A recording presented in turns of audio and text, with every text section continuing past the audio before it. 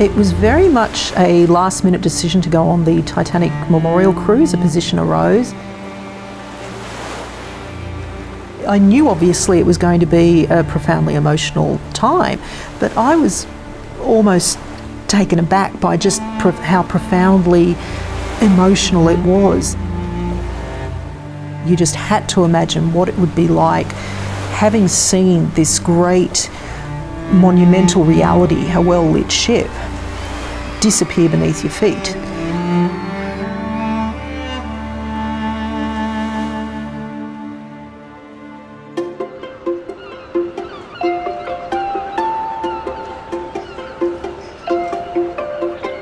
My name is Inger Sheil and I'm the Assistant Curator for Special Projects here at the Australian National Maritime Museum.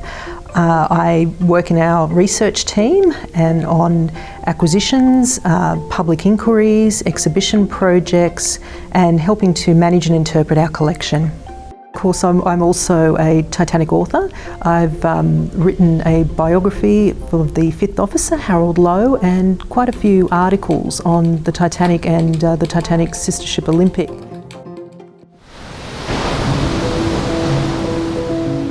I grew up here on Sydney's northern beaches, and the ocean's always been very much an integral part of my life. I learned how to swim in the saltwater baths here and spent many days gazing out at sea. At various points in my life, I've been very passionate about travelling and diving. So I've dived pretty much everywhere from the Red Sea, the middle of the Red Sea, to the Solomon Islands and to Yap and Palau, and of course up and down the Australian coast. I've dived many shipwrecks in that time, and it really does bring home that idea of navigational perils.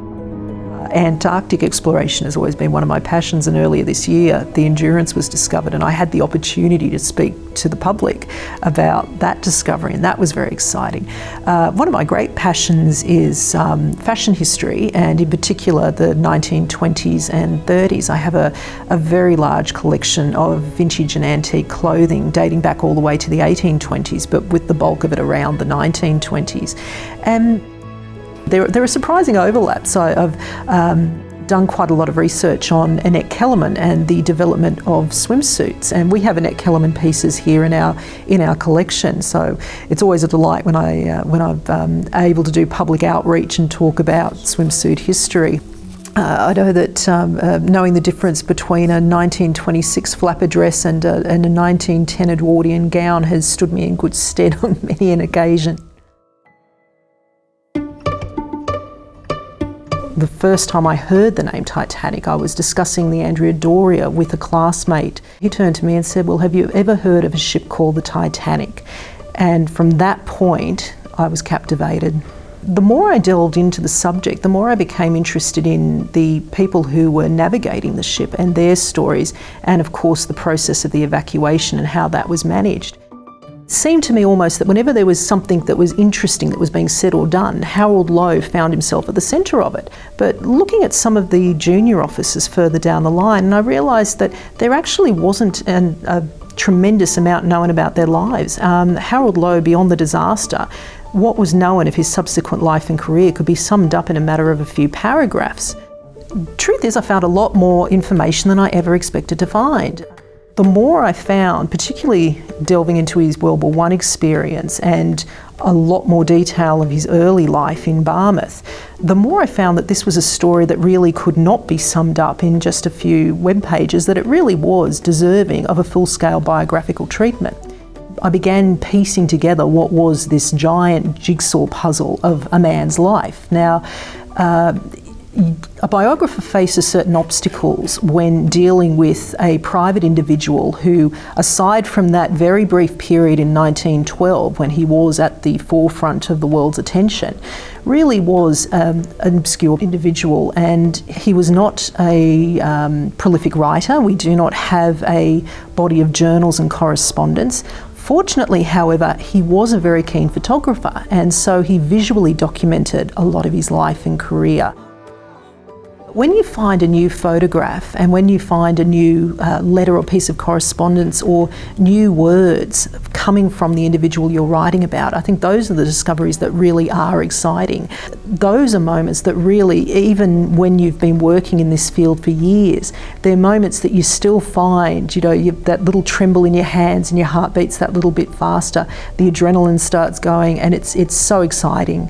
Sometimes been said that biography tells you as much about the biographer as it does about the subject, and it can be very difficult to remove yourself from that and look at it objectively. I know when I approached it, I was also concerned about the fact that because I was writing a biography specifically about this particular individual, that the people I was interviewing might be even subconsciously skewing the information they were giving me to present a very positive picture. And I might have even been a bit heavy-handed in the other direction in stressing that I was interested in any information, whether it could be construed as positive or negative.